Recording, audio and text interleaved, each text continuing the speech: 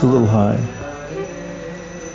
Hare Krishna, Hare Krishna, Krishna Krishna, Hare Hare, Hare Rama, Hare Rama, Rama Rama, Hare Hare.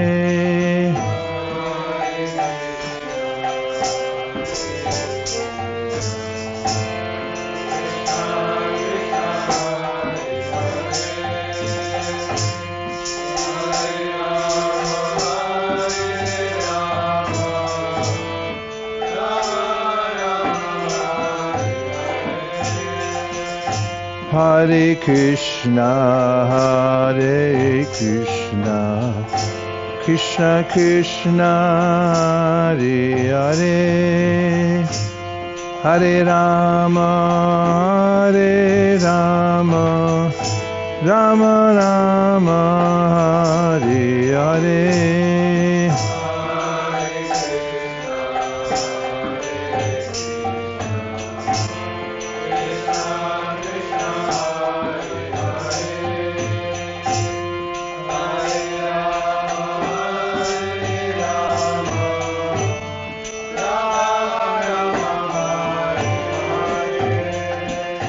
Hare Krishna, Hare Krishna, Krishna Krishna, Hare Hare, Hare Rama, Hare Rama, Rama Rama, Hare Hare.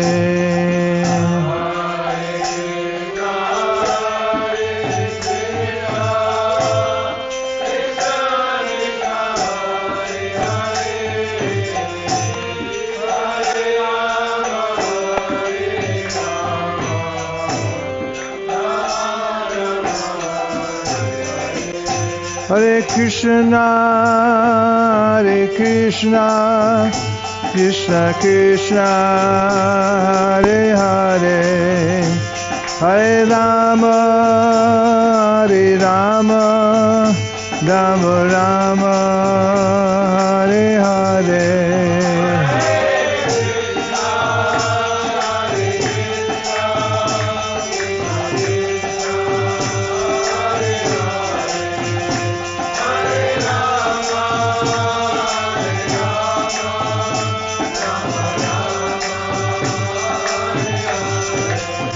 Hare Krishna, Hare Krishna, Krishna Krishna, Hare Hare, Hare Rama, Hare Rama, Rama Rama, Hare Hare.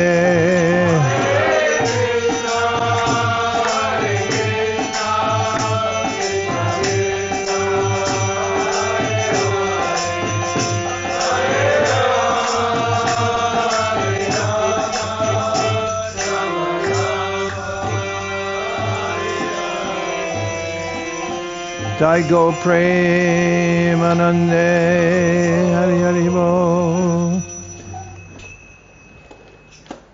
Thank you, Prabhu.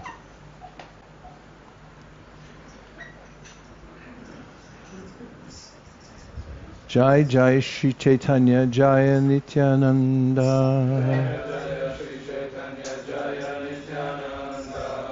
Jai Jai Shri Chaitanya Jaya Nityananda.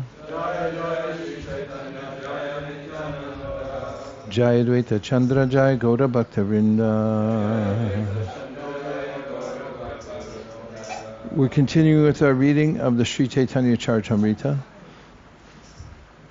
We're up to Madhya Lila chapter 9, and we're in the middle of a purport, which is number 49. I'll tell you how much in the middle of it we are. 1, 2, 3, 4 paragraphs in. We're starting on the 5th paragraph that starts, "We existed in the past in different bodies."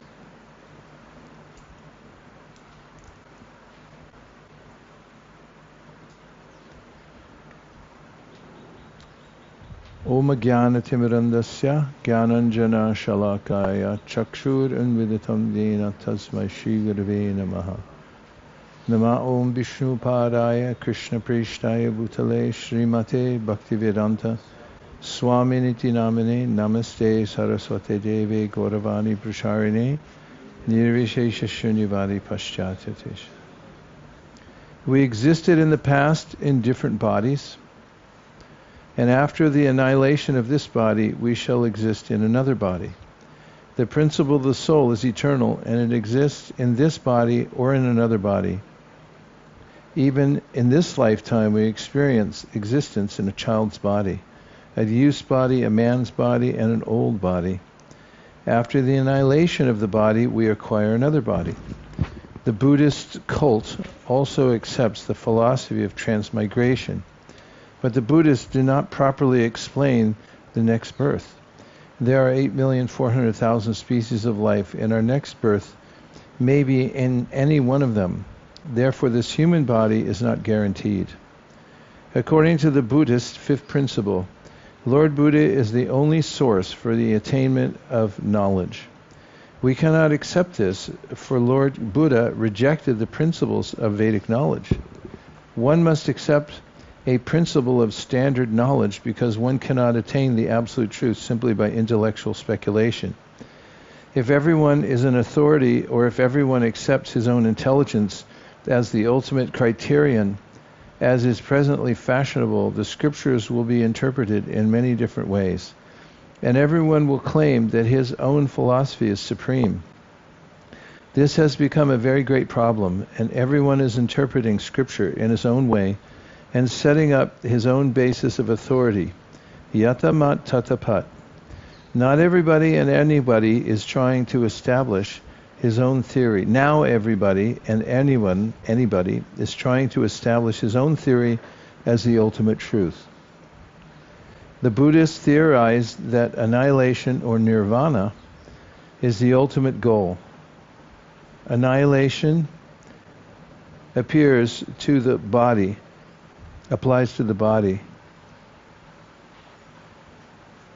Reserved.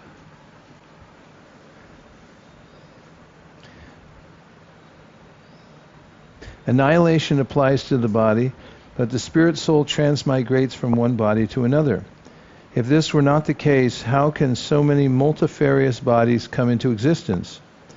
If the next birth is a fact, the next bodily form is also a fact. As soon as we accept a material body, we must accept the fact that the body will be annihilated and that we will have to accept another body.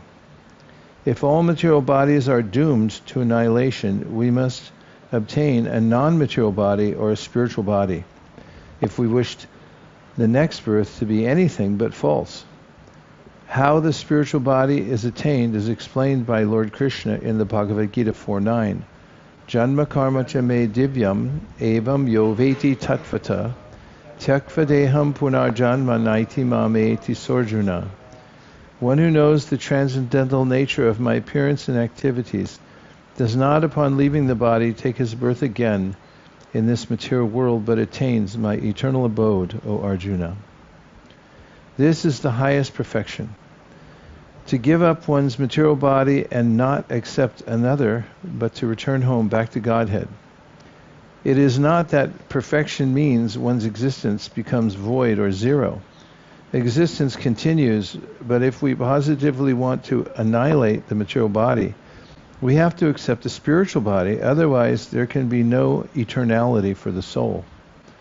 We cannot accept the theory that the Buddhist philosophy is the only way, for there are so many defects in that philosophy.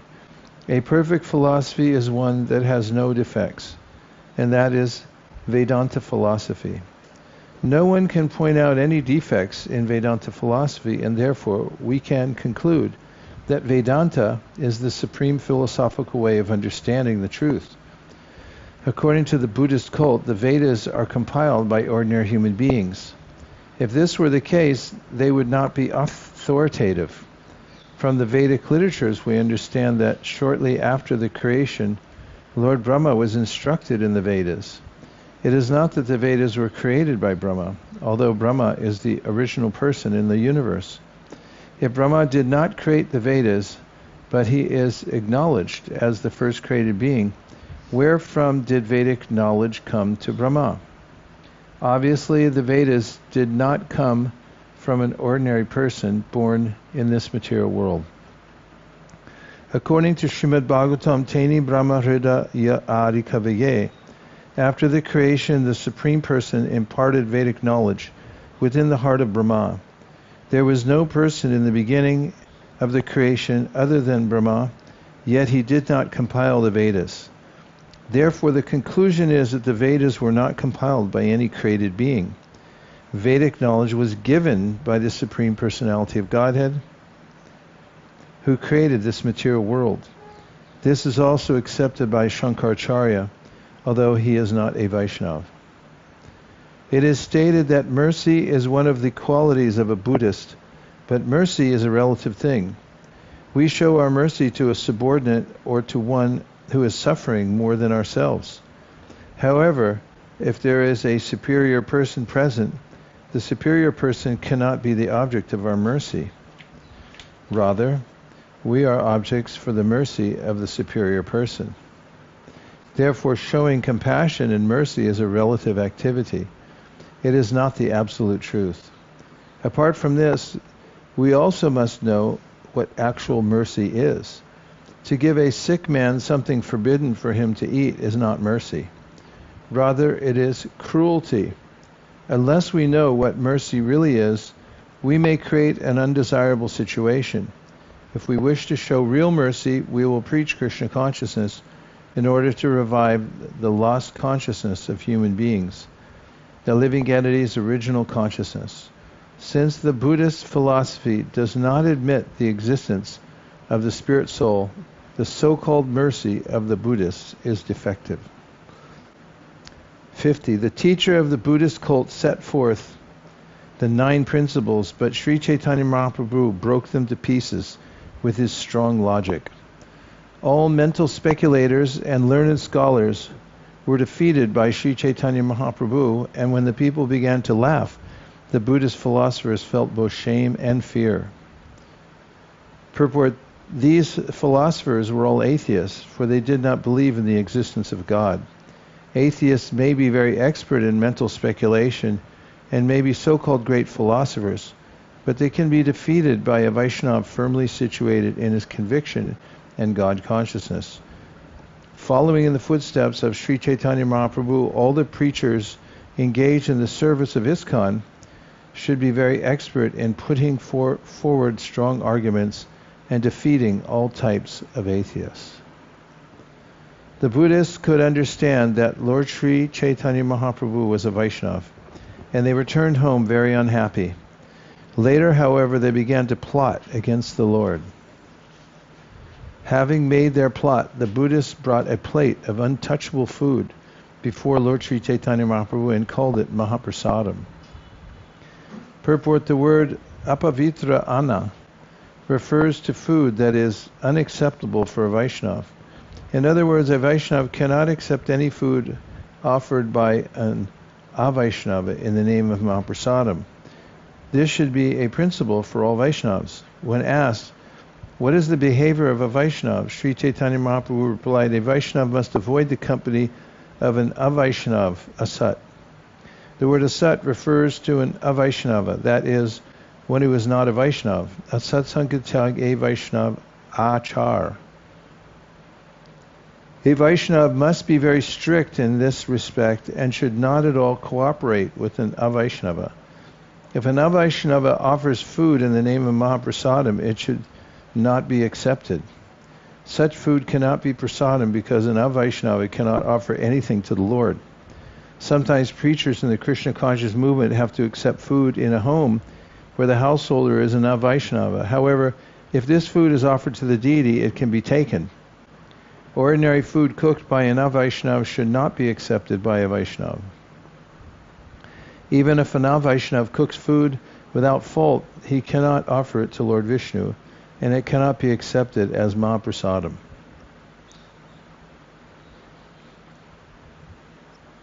According to Lord Krishna in the Bhagavad Gita 9:26, Patram Pushpam Palam Toyam Yome Bhaktya Priyachati Tadaham Bhakti Paritam Ashnami Pariyatatmanaha. If one offers me with love and devotion a leaf, a flower, fruit, or water, I will accept it. Krishna can accept anything offered by his devotee with devotion. An Vaishnava may be a vegetarian and a very clean cook, but because he cannot offer Vishnu the food he cooks, it cannot be accepted as Mahaprasadam. It is better that a Vaishnava abandon such food as untouchable. It just reminds me when I first got Prabhupada's books and I read in the Bhagavad Gita about how you shouldn't eat food that's not offered. I was in high school and I was looking for a spiritual guide, and Mr. King was a Spanish teacher, and everyone said, oh, he's like a Zen master. And students used to go to his house to take classes in Zen meditation, so I went and talked to him. He invited me to come to his program, so I went to his house, and I got there early, and he said I looked too skinny, and I should eat something before we meditate. So he gave me some bread with peanut butter and jelly on it, and I started. I had this obscure way of offering things because I didn't know what the process was. He said, "No, you don't do all that." He said, "Just eat." And I said, "No, I have to." He said, "No, just eat." And we got in a back and forth, so I put it down and I just walked out. And as I was walking out, the other students were coming up the driveway, and they're going, "Where are you going?" And I was like, "Yeah, I'm leaving." And as I was walking away, I had this experience that I was under guidance from a superior source, because I had been reading the Bhagavad Gita, and he said, "Offer your food." And he said, "Don't offer." And I said, "No, I'm following this guy. I'm following over here." So it was a visceral experience with every step I took walking away from the house. I felt, yeah, that's the right thing to do. Just walk away from that guy. It was Krishna in the heart and from the Bhagavad Gita. Tesham satata yuktanam. 54. When the contaminated food was offered to Sri Chaitanya Mahaprabhu, a very large bird appeared on the spot, picked up the plate in its beak, and flew away. Indeed, the untouchable food fell on the Buddhists, and the large bird dropped the plate on the head of the chief Buddhist teacher. When it fell on his head, it made a loud sound.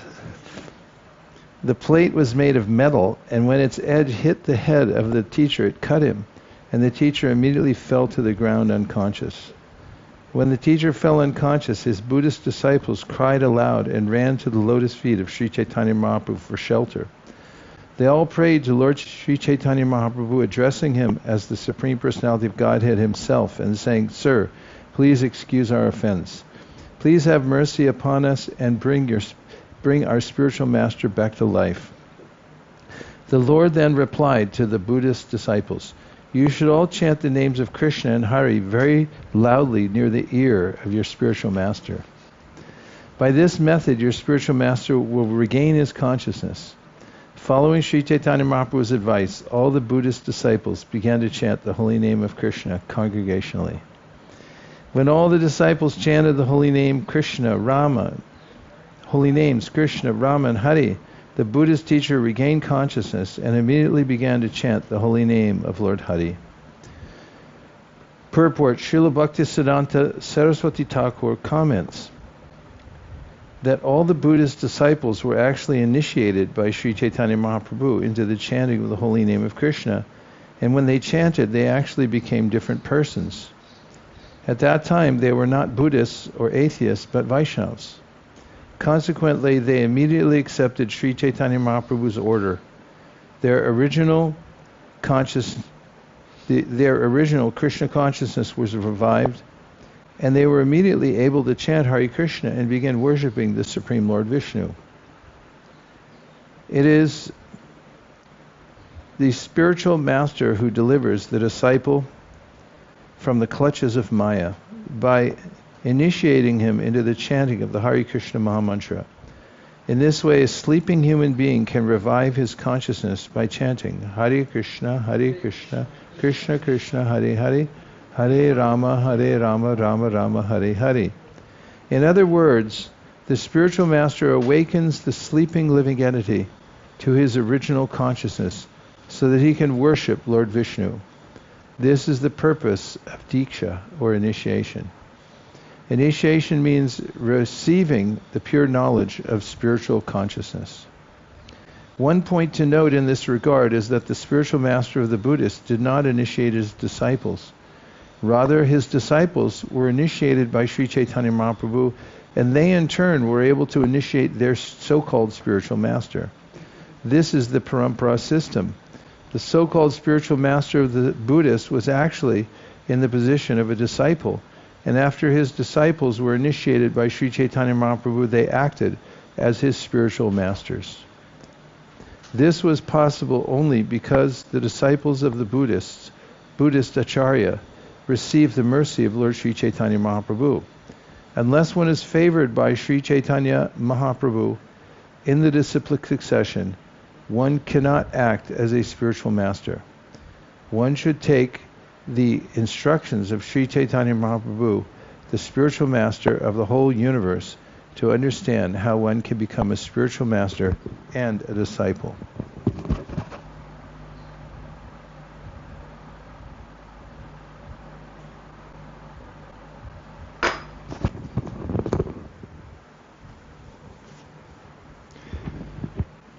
Text 62. When the spiritual master of the Buddhists began to chant the holy name of Krishna and submitted to Lord Sri Chaitanya Mahaprabhu, all the people who were gathered there were astonished.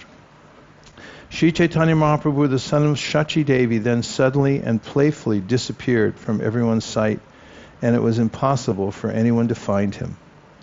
Sri Chaitanya Mahaprabhu next arrived at Tirupati and Tirumala, where he saw a four-handed deity. Then he proceeded toward Venkata Hill.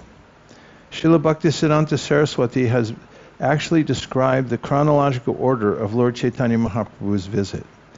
The Tirupati temple is sometimes called Tirupatura. It is situated on the northern side of Arcot, in the district of Chandragiri. It is a famous holy place of pilgrimage. In pursuance of his name, Venkateshwara, the four-handed Lord Vishnu, the deity of Balaji, with his potencies named Shri and Bhu, is located on Venkata Hill, about 8 miles from Tirupati. This Venkateshwar deity is in the form of Lord Vishnu, and the place where he is situated is known as Venkatashetra. There are many temples in southern India, but this Balaji temple is especially opulent. For a great fair is held there in the month of Ashvina, September-October. There is a railway station called Tirupati on the southern railway. Nimna Tirupati is located in the valley of Venkat Hill. There are several temples there also, among which are those of Govindaraj and Lord Ramachandra. After arriving at Tirupati, Lord Sri Chaitanya Mahaprabhu visited the temple of Lord Ramachandra. He offered his prayers and obeisances before Ramachandra, the descendant of King Raghu. Everywhere Sri Chaitanya Mahaprabhu went, his influence astonished everyone. He next arrived at the temple of Pana Nrsimha. The Lord is so merciful. Pana Nrsimha, or Panakal Nrsimha, is located in the district of Krishna, in the hills known as Mangalagiri, about 7 miles from a city known as Vijayawada. One must climb 600 steps to reach the temple. It is said that when the Lord is offered food with syrup there, he does not take more than half. Within this temple is a conch shell presented by the late king of Tanjore, and it is said that this shell was used by Lord Krishna himself.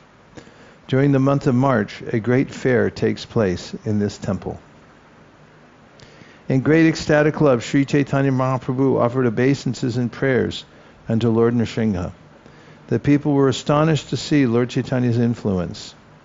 Arriving at Shiva Kanchi, Chaitanya Mahaprabhu visited the deity of Lord Shiva. By his influence, he converted all the devotees of Lord Shiva into Vaishnavas. Shiva Kanchi is also known as Kanchipuram, or the Benares of southern India. In Shiva Kanchi, there are hundreds of temples containing symbolic representations of Lord Shiva, and one of these temples is said to be very, very old. The Lord then visited a holy place known as Vishnu Kanchi. There he saw Lakshmi Narayan deities, and he offered his respects and many prayers to please them. Vishnu Kanchi is situated about 5 miles away from Kanchipuram. It is here that Lord Varadaraj, another form of Lord Vishnu, resides. There is also a big lake known as Ananta Sarovara. When Sri Chaitanya Mahaprabhu stayed at Vishnu Kanchi for 2 days, he danced and performed kirtan in ecstasy. When all the people saw him, they were converted into devotees of Lord Krishna. After visiting Trimalaya, Sri Chaitanya Mahaprabhu went to see Trikalhasti. There he saw Lord Shiva and offered him all respects and obeisances. Trikalhasti, or Sri Kalahasti, is situated about 22 miles east of Tirupati. On its western side is a river known as Suvarnamukhi. The temple of Trikalahasti is located on the southern side of the river. The place is generally known as Sri Kalahasti or Kalahasti and is famous for its temple of Lord Shiva. There he is called Vayulinga Shiva. At Pakshitirtha, Lord Sri Chaitanya Mahaprabhu visited the temple of Lord Shiva. Then he went to Vridalok, the Vridalok place of pilgrimage. Pakshitirtha, also called Tirukadi Kundam, is located 9 miles southeast of Chimlipat. It has 500-foot elevation and is situated in a chain of hills known as Vedagiri or Vedachalam. There is a temple of Lord Shiva there, and the deity is known as Vedagirishvara. 2 birds come there daily to receive food from the temple priests, and it is claimed that they have been coming since time immemorial. We're going to go see those birds when we're there. At Vridalok, Lord Sri Chaitanya Mahaprabhu visited the temple of Shweta Varaha, the white boar incarnation. After offering him respects, the Lord visited the temple of Lord Shiva, wherein the deity is dressed with yellow garments. Purport: the temple of the white boar incarnation is situated at Vridalok or Sri Mushnam. The temple is made of stone and is located about 1 mile south of an oasis known as Balipitam. There is a deity of the white boar incarnation, above whose head Sheshanaga serves as an umbrella. The temple of Lord Shiva mentioned here is situated in Pitambara, or Chitambaram, which lies 26 miles south of Chudalore. The deity of Lord Shiva there is known as Akashalinga. The temple is situated on about 39 acres of land, and all this land is surrounded by a wall and by a road that is about 60 feet wide. After visiting the temple of Shiali Bhairavi, a form of goddess Durga, Sri Chaitanya Mahaprabhu, the son of Mother Shachi, went to the bank of the river Kaveri. Purport: the temple of Shiali Bhairavi is located in the Tanjore district about 48 miles northeast of Tanjore city. There is a very much celebrated temple of Lord Shiva there, and also a very large lake. It is said that once a small boy who was a devotee of Lord Shiva came to that temple, and goddess Durga, known as Bhairavi, gave him her breast to suck. After visiting this temple, Sri Chaitanya Mahaprabhu went to the bank of the river Kaveri, Kolirana, via the district of Tiruchirappalli. The Kaveri is mentioned in Srimad Bhagavatam 11.5.40 as a very pious river.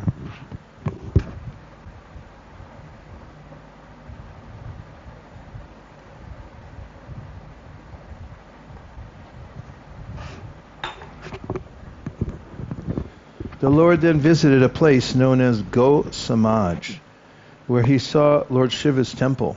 He then arrived at Vedhavan, where he saw another deity of Lord Shiva and offered him prayers. Go Samaj is a place of pilgrimage for the devotees of Lord Shiva. It is very important and is located near Vedhavan. Seeing the Shiva deity named Amritalinga, Lord Chaitanya Mahaprabhu offered his obeisances. Thus he visited all the temples of Lord Shiva and converted the devotees of Lord Shiva into Vaishnavas. At Devastan, Chaitanya Mahaprabhu visited the temple of Lord Vishnu, and there he talked with the Vaishnavas in the disciplic succession of Ramanujacharya. These Vaishnavas are known as Sri Vaishnavas. At Kumbhakarna, Kapala, Sri Chaitanya Mahaprabhu saw a great lake and then the holy place named Shiva Kshetra, where the temple of Lord Shiva is located. Kumbhakarna is the name of the brother of Ravana. At the present moment, the city of Kumbhakarna Kapala is known as Kumbhakonam. It is situated 24 miles northeast of the city of Tanjore.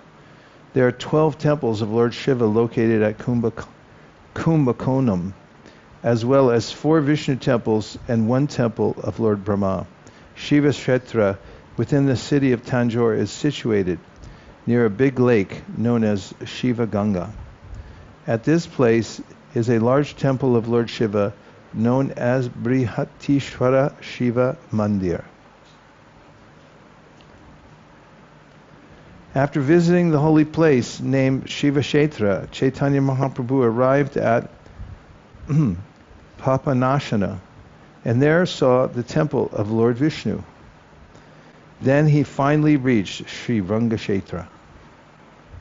Purport: there are 2 holy places known as Papanashana, which is located 8 miles southwest of Kumbhakonam, and the other lies near the river of Tamraparni in the district of Tirunelveli, 20 miles west of the city of Tirunelveli, Palamakota. Sri Rangashetra, Sri Rangam, is a very famous place. It lies in the district of Tiruchirappalli, about 10 miles west of Kumbhakonam and near the city of Tiruchirappalli, on an island in the Kaveri River. The Sri Rangam temple is the largest in India, and there are 7 walls surrounding it. There are also 7 roads leading to Sri Rangam. The ancient names of these roads are the Road of Dharma, the Road of Rajamahendra, the Road of Kulikshekhar, the Road of Alinadana, the Road of Tiruvikrama, the Tirubidi Road of Madhya Gaisha, and the Road of Ada Yavala Indana. This will all be on the quiz later. The temple was founded before the reign of Dharmavarma, who reigned before Rajamahendra. Many celebrated kings like Kulashekar and Yamunacharya Alambandharu resided in the temple of Sri Rangam. Yamunacharya, Sri Ramanuja, Sudarshanacharya, and others also supervised this temple. The incarnation of the goddess of fortune known as Goda Devi or Sri Andal was one of the 12 Alwars, liberated persons known as Divyasuris. She was married to the deity of Lord Ranganath, and later she entered into the body of the Lord. An incarnation of Karamukha named Tirumanga, also one of the Alwars, acquired some money by stealing and built the 4th boundary wall of Sri Rangam. It is said that in the year 289 of the age of Kali, the Alwar of the name Tondara Dipati was born. While engaged in devotional service, he fell victim to a prostitute, and Sri Ranganath, seeing his devotee so degraded, sent one of his servants with a golden plate to that prostitute. When the golden plate was discovered missing from the temple, there was a search, and it was found in the prostitute's house. When the devotee saw Ranganath's mercy upon this prostitute, his mistake was rectified. He then prepared the third boundary wall of the Ranganath temple and cultivated a Tulsi garden there. There is also a celebrated disciple of Ramanujacharya's known as Kuresh. Sri Rama Pillai was the son of Kuresh, and his son was Vagvijay Bhatt, whose son was Vedavyas Bhatt, or Sri Sudarshanacharya. When Sudarshanacharya was an old man, the Muslims attacked the temple of Ranganath and killed about 1,200 Sri Vaishnavas. At that time, the deity of Ranganath was transferred to the temple of Tirupati in the kingdom of Vijayanagar. The governor of Jinji, Gopanarya, brought Sri Ranganath from the temple of Tirupati to a place known as Simhabrahma, where the Lord was situated for 3 years. In the year 1293 Shaka, that's AD 1371, the deity was reinstalled in the Ranganath temple. On the eastern wall of the Ranganath temple is an inscription written by Vedanta Desika relating how Ranganath was returned to the temple. It's amazing the journey of deities. There's the Radha Krishna deities were brought to Japan during Prabhupada's time, and then one way or another they ended up in India, and in America, then India, then America again. And they just, after how many years? Like 50 years, they just went back to Tokyo. And the devotees, Satyadeva and Maguna, went and got them. They were up in Oregon. Took them on a flight. There was a huge group of devotees that greeted them. They had a red carpet rolled down the street up into the temple, and they welcomed them back. And now they're on the altar there. But you can see how deities sometimes move around due to circumstances.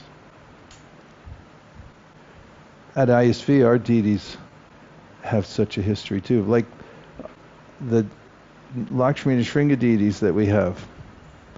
They used to be in Tijuana, Mexico. But something happened there where the center just went down and down and down, and they were looking for somebody to take care of the deities. They called up ISV, and somebody said, yeah, we'll take them. And forgot all about it. And then on 9/11, you know 9/11? You've heard of it? Yes. It's 2021, 9/11. The devotee was driving them up from Tijuana, or I think they had made it to San Diego, and they were somebody's closet. They put them in a convertible car, and they drove them up to ISV. And they arrived a few hours after the attacks on 9/11. Remember that? The buildings got hit, airplanes, and people were wondering what's going to happen in the world and stuff. And that's when the deities arrived, right at that time, Lakshmi Nrsimhadev. That's something. It's not nothing. After bathing in the river Kaveri, Sri Chaitanya Mahaprabhu saw the temple of Ranganath and offered his ardent prayers and obeisances. Thus he felt himself successful. In the temple of Ranganath, Sri Chaitanya Mahaprabhu chanted and danced in ecstatic love of Godhead. Seeing his performance, everyone was struck with wonder. A Vaishnava known as Venkatabhatta then invited Sri Chaitanya Mahaprabhu to his home with great respect. Sri Venkata was a Vaishnava Brahmana and an inhabitant of Sri Rangashetra. He belonged to the disciplic succession of Sri Ramanujacharya. Sri Ranga is one of the places of pilgrimage in the province of Tamil Nadu. The inhabitants of that province do not retain the name Venkata. It is therefore supposed that Venkata did not belong to that province, although he may have been residing there for a very long time. Venkata was in a branch of the Ramanuja Sampradaya known as Badagali. He had a brother in the Ramanuja Sampradaya known as Sripad Prabodhananda Saraswati.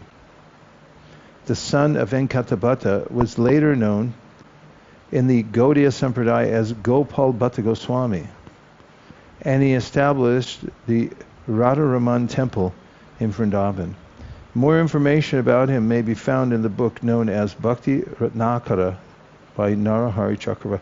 It's just amazing too, when you go traveling for Krishna, that's your main business, going here, there, and everywhere, you'll meet somebody, and it'll be consequential. What could be more consequential than Mahaprabhu meeting Venkata, and then you have Prabodhananda Saraswati, and yeah, Gopal Bhatta Goswami, and it all came from Mahaprabhu's preaching tour. It was a traveling Sankirtan.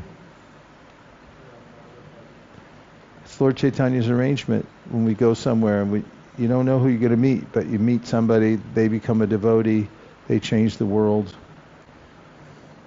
Sri Venkata took Sri Chaitanya Mahaprabhu to his home. After he washed the Lord's feet, all the members of his family drank the water. After offering lunch to the Lord, Venkata submitted that the period of Chaturmasya had already arrived. Venkata said, "Please be merciful to me and stay at my house during Chaturmasya. Speak about Lord Krishna's pastimes and kindly deliver me by your mercy."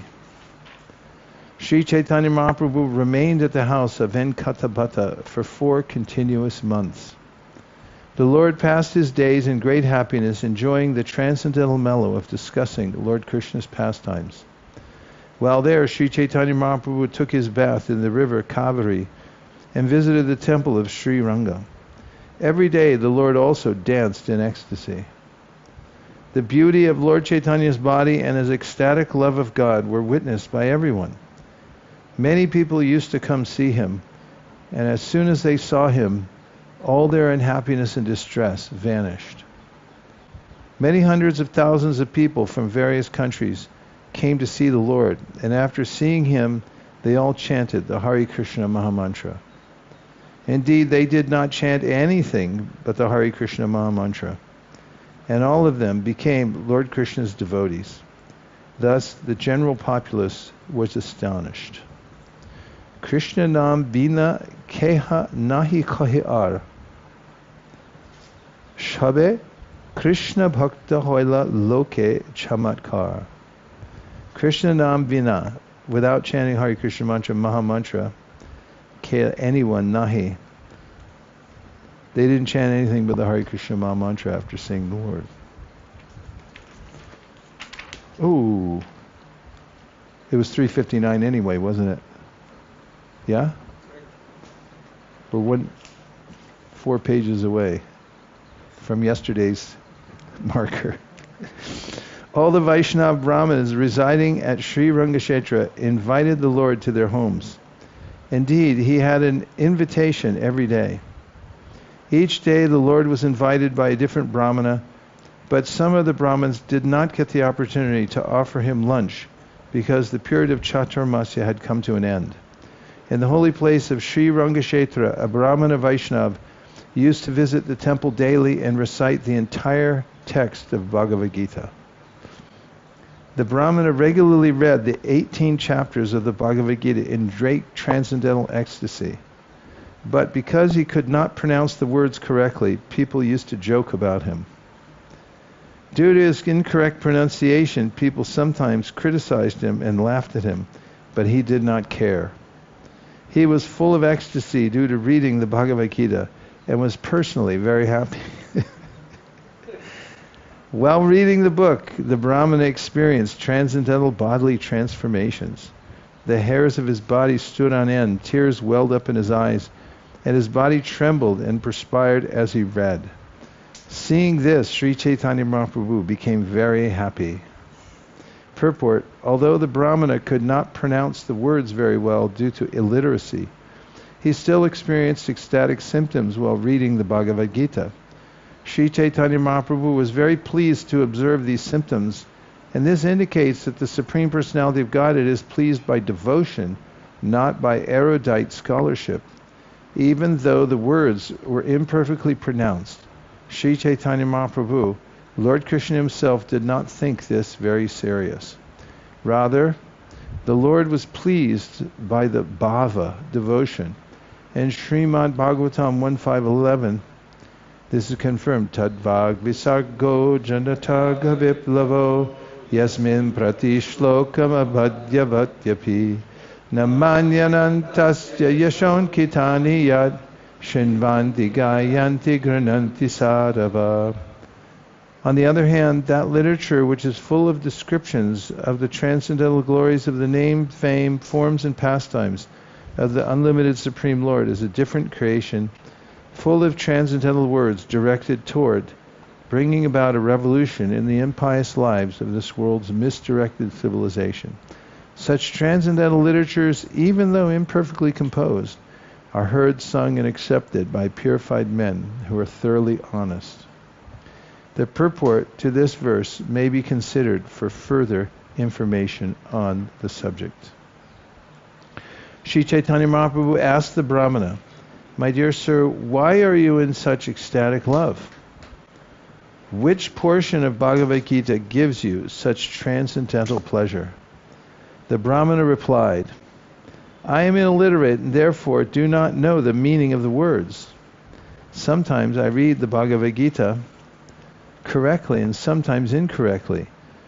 But in any case, I'm doing this in compliance with the orders of my spiritual master." Purport: this is a good example of a person who had become so successful that he was able to capture the attention of Sri Chaitanya Mahaprabhu even while reading the Bhagavad Gita incorrectly. His spiritual activities did not depend on material things, such as correct pronunciation. Rather, his success depended on strictly following the instructions of his spiritual master. Yasya devi para bhaktir yata devi tata gurau tasyaite katita hyarta prakashante mahatmanaha. Only unto those great souls who have implicit faith in both the Lord and the spiritual master are all the imports of Vedic knowledge automatically revealed. Shvetashvataru Upanishad. Actually, the meaning of the words of Bhagavad Gita or Srimad Bhagavatam are revealed to one strictly following the orders of the spiritual master. They are also revealed to one who has equal faith in the Supreme Personality of Godhead. In other words, being faithful to both Krishna and the spiritual master is the secret of success in spiritual life. Now we'll take a few reflections or questions.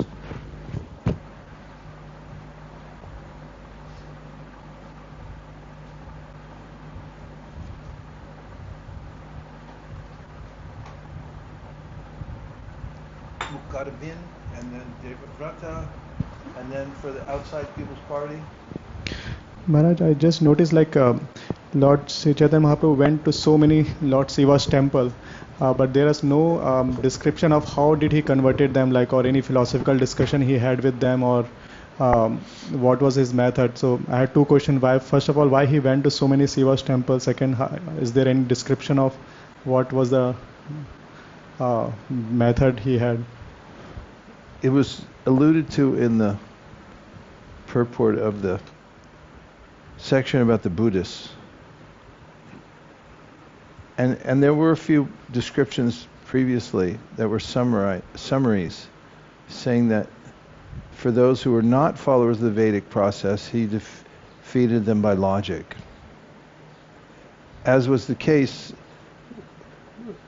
when Prabhupada gave his refutation of the principles of Buddhism in his purport. That's how Lord Chaitanya did it. That's what the text said earlier. And then, as far as what he said to people in general was indicated by what he said at Kurmashetra. That was also explicitly stated that you can take it from here. I'm not going to describe how he preached in every place, because it was the same. He went there and told them to chant Hare Krishna, read Bhagavad Gita, stay at home, teach other people. Same, like they say in Thailand. Same, but different. Devavrata? I was appreciating Prabhupada's description of how mercy is not the ultimate principle when discussing about Buddhism, because when you meet people who are sentimentally attracted to Buddhism, generally this concept of compassion comes up, but it's generally nondescript and quite ambiguous, and Prabhupada is not really tolerating that ambiguous description. But simultaneously, Prabhupada himself gave a practical example of what compassion was. So I was appreciating how Prabhupada is able to cut through the sentimentality of spirituality and religion and point out the inconsistencies. The other thing which I was appreciating was I was remembering Tribhuvanath Prabhu's memory of Srila Prabhupada, where he said, Prabhupada told him that Krishna consciousness is so simple you might just miss it. And with this description with the Brahmana and Sri Rangam, I'm reminded of that principle. Krishna consciousness is very simple, so simple you might just miss it. Thank you. Nice observations. Outside People's Party? Yes. Hare Krishna Maharaj. Hare Krishna. Back here.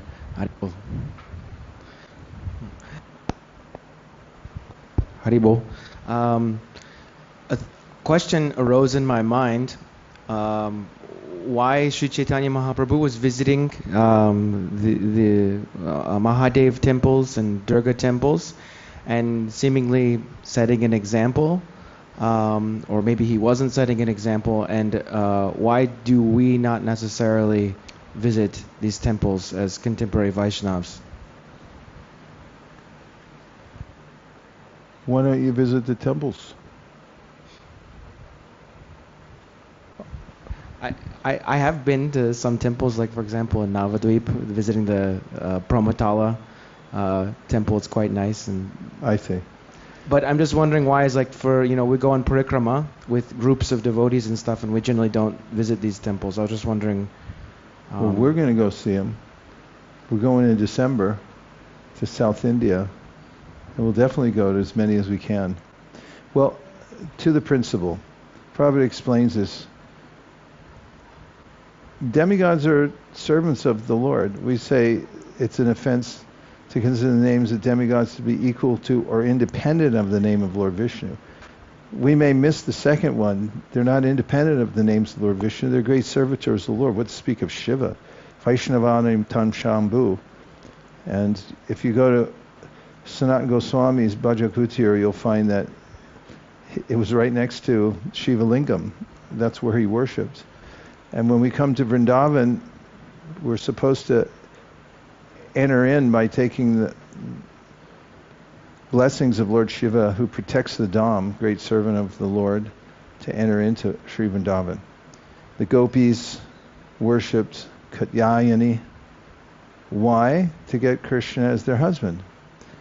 And the devotees, during the pastime of Shamataka, when Krishna went to clear his name and do some forensic study of what happened, he went into a cave, he didn't come out, he was fighting with Jambavan, and those on the party with him, they went home dejected, and they thought Krishna was lost, so they were worshipping they were worshipping goddess Durga. Right at that time, Krishna came back into town with the Shamataka jewel and Jambavati, married at that very second. But why did they worship Durga, what was their motive? Please help bring Krishna back.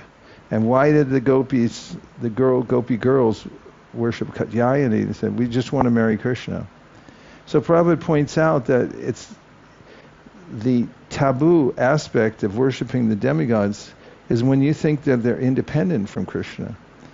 That's the problem. When you see them in relationship with Krishna, then it's a holistic experience. And Chaitanya Mahaprabhu went and respected those servitors of the Lord because they were servitors of the Lord. Yes?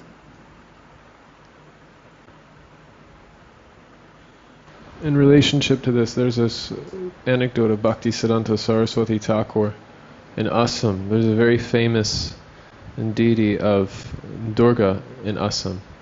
And him and his disciples, they climbed all the way up, and when they got to that temple, he started reciting that prayer of the gopis to that deity. And speaking of Assam, how did Gopakumar get going on his journey? There's the same deity there of Kamakya Devi that the family worshipped, and she gave the Gopal mantra to their devotee, and that's gradually what took him back home, back to Godhead.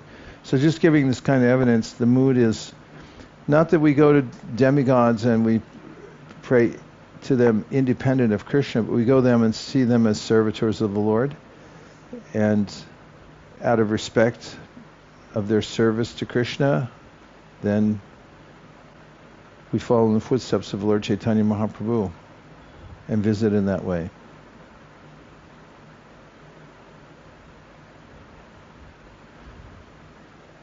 On a scale of 1 to 10, 10 being it was assuaged all your concern, where did that end up?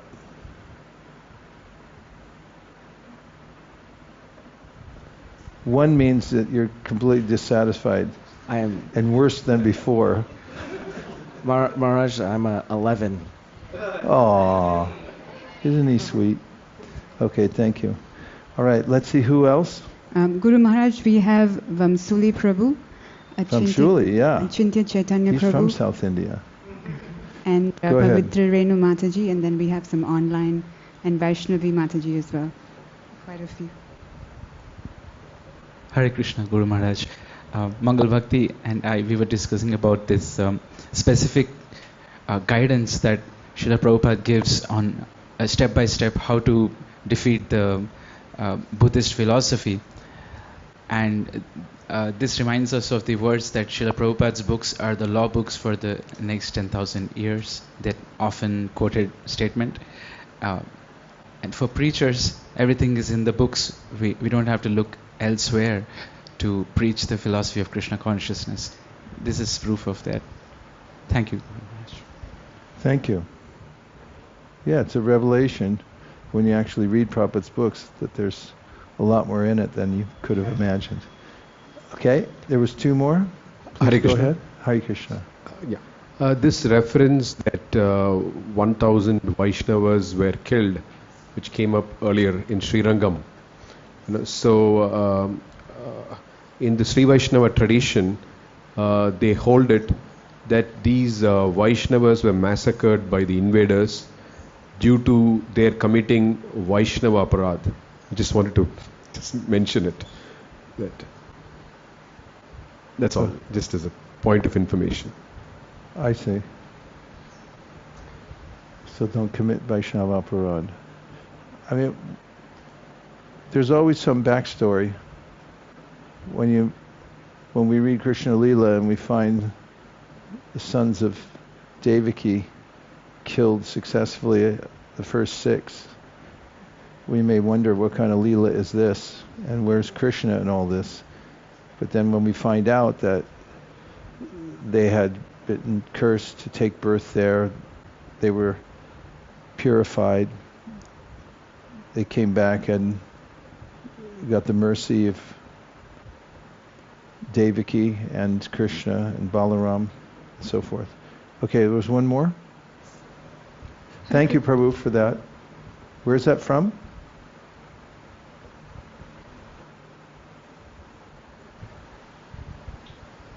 That is how the Sri Vaishnavas regarded. I see. Yeah. Okay. Thank you.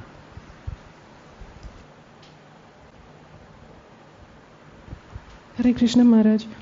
In text 50, Which one? in text 53 purport, Prabhupada is saying, sometimes preachers in the Krishna consciousness movement have to accept food in a home where the householder is an Vaishnava. However, if this food is offered to the deity, it can be taken. So when he says if the food is offered to the deity, which deity does he mean? Well, there's different deities. There's deities in paint, wood, metal, jewels, in your mind. And in a circumstance like this, if we want to conjure a circumstance, you're preaching in somebody's house, for instance, Prabhupada used to go and give his great mercy to people who weren't up to a high standard. As they become well-wishers of the society, become life members, he would take his disciples. Once they were at a house where the inhabitants, of course, wanted to feed the devotees, and some of the devotees were eating the food, and they said, Prabhupada, there's onions in this. And Prabhupada said, I have not seen any onions. Why would he say that? And what is the circumstance? Circumstance is preaching. We're trying to bring some pious people who have not had the revelation about improving their standards in their home. He wants to bring them along to a next level. If he had thrown down his plate and walked out and said, you put onions in our food, they probably never talked to the devotees again, but Prabhupada was there in that context. Jadu Thakur, when Kalidas, whose preoccupation it was to honor the remnants of food of every Vaishnava in Bengal, to take the dust from their lotus feet and the water that's washed their feet. That was his job. If he filled out an immigration form and they asked what his occupation was, that's what it would be. So he went to see Jadu Thakur and he brought some mangoes. He said, you please take this. I'm going to sit right here in your house, and when you're done, I'm going to honor the remnants. And Jadu Thakur said, no, I'm a lowly person. I cannot give you remnants of my food. So Kalidas went outside, his usual trick, and he hid in the bushes. Jadu Thakur summarily then offered the mangoes to the Lord in his mind. Then he honored them, and then his wife threw the skins and pits into the compost pile outside. Which used to be a thing. Even when we were younger and we used to come to India, everything was compostable. Then plastic came, ruined everything. In any case, he came out, Kalidas came out of hiding, took the mangoes and enjoyed licking and sucking on the pits that was the remnants of the Jadu Thakur, the great devotee, and he felt great satisfaction. One of the lessons there is he offered it in his mind. It was circumstantial. So in this case, if somebody's in a situation where you're preaching, you're in the house, and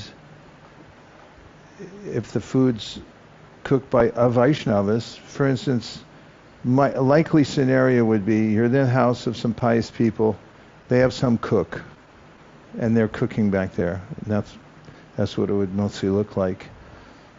And it would behoove the person who receives it to offer to Krishna in their mind and then go on preaching. That's a scenario.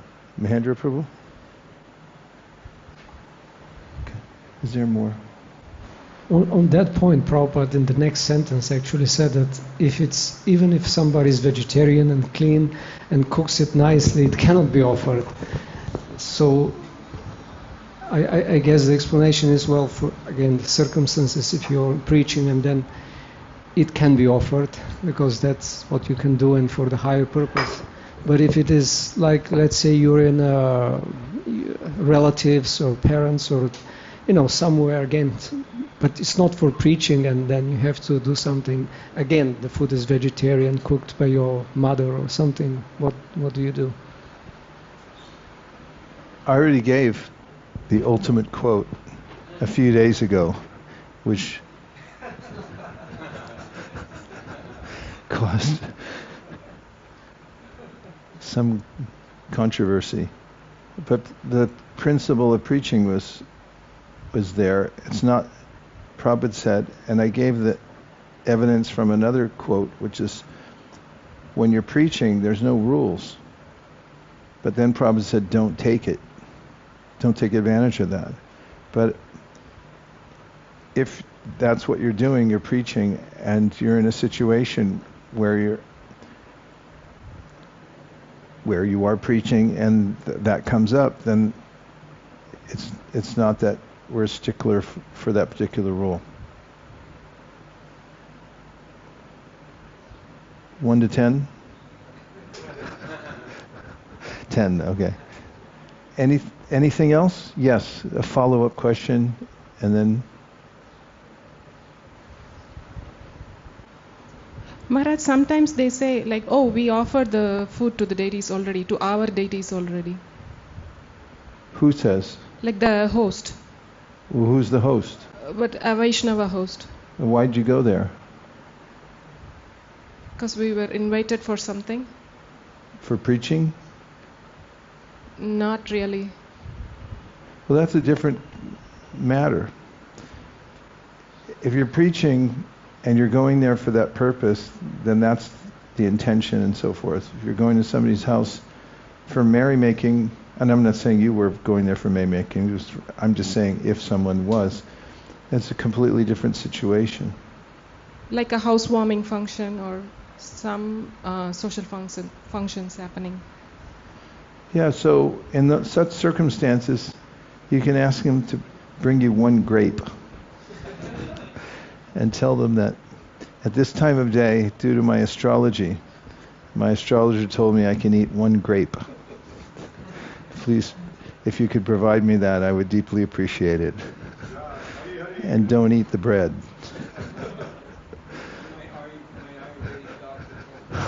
My Ayurvedic doctor told me at this time of day, I should eat one grape only. You have to be ready for those circumstances and sort of gradually maneuver your way out of such social situations where you feel obligated to do things that, what I call insult to injury, means it's an insult to our sense of bhakti, and then the injury comes if you actually eat the food, and then you feel weighed down by the karmic reaction of it. So just try to work around it. I know there's certain periods in life when these things are harder than other times. So you make do the best you can with good intentions when you're stuck in such situations, and don't become a weird fanatical person and make everybody wish that you never came to their house or that they never met you. And try to gently work it the other way. Like next time, if that's the situation, bring prasadam. Say, we'll cook, we're going to bring something, and then honor that. You have to be a little inventive to find your way through the maze of the material world, especially unless anybody does. You have to be adroit, socially adroit, and figure out how to work your way through those things and maintain your posture. Okay? There was one more. Thank you, Guru Maharaj. 2 more, and then we're going to finish. So we only have 250 pages more to go. Thank you. In verse 79, it says there that the incarnation of the goddess of fortune later entered into the deity of Ranganath. So how is that entering into the deity different from impersonal merging? Well, because Krishna is the source of all energies, and if he expands himself into a particular form or energy, departure vahita shantanama bhupetya, and then that energy comes back within himself, there's no contradiction or no problem at all. He expands, comes back in. Okay? Chintit Chaitanya Prabhu? Hare Krishna. Regarding social interactions that you were discussing now, one thing that I've seen is that there are varieties of experience that people have had in the Krishna consciousness movement. But what I've noticed is that whenever somebody does that with genuine intent, however serious or externally strict they may appear, but if it's done with genuine intent, it pays off eventually. You know, like for example, my wife was preaching in the university. She did that for many years, and Apara Gaurangi is a product of that preaching. What they would do is that even though they were very friendly with everyone, but if they were invited to some birthday party, you know, even if it's a close friend, whatever, they would refuse to attend simply because it's just, I mean, what they do all kinds of nonsense there. So they would never attend. You know, so on one hand, it would look like they're offending these people by not attending their birthday celebration. But since they stuck to it, what they said is they always noticed that whenever these people were in difficulty, the first people that they would approach is these devotees, because they could see that these people are very strict in their principles. At the same time, they're genuine, and they don't compromise when it comes to principles. So it depends on the context also. If it is done with genuine intent, it definitely does pay off. If it's done with disregard and looking down upon them, then it may have a negative effect. But if it's done with respect for our principles, then it eventually works. Well stated, Achinta Chaitanya Prabhu. And your wife has, from making a Paragarangi a devotee, she can retire now if she likes. Yes, I noticed that also when devotees go home, or they're, for instance, sometimes recently an initiated devotee had to go on a study overseas and had to live in an apartment with few other people who ate this and that and had different lifestyles. She was very strict about the way she ate, and every morning she would go out on the lanai and chant her japa so as not to wake anybody up. And at first people thought it was a little strange, but then gradually, and this is often the case, they started asking us, so what's in the bag anyway? And then they started facilitating her, and they would ask her throughout the day, did you finish your chanting yet? And that happens often when devotees go home. At first it seems a little awkward, but as you're saying, when they notice that you have principles, then because most people are looking for some principles, they'll say, well, how does it work? At first they may dismiss it, but later on they'll become interested and say, how do you do that? And what is it? And how does it help? And so forth. Now we'll take a break, and we'll come back here at 8 minutes to 12. Panchagopdabhrushcha kripasindhaveva patitanam bhavanebhyo vaishnavebhyo namo namaha Nanta Koti Vaishnavi ki jai Gaur Premanande Haribo.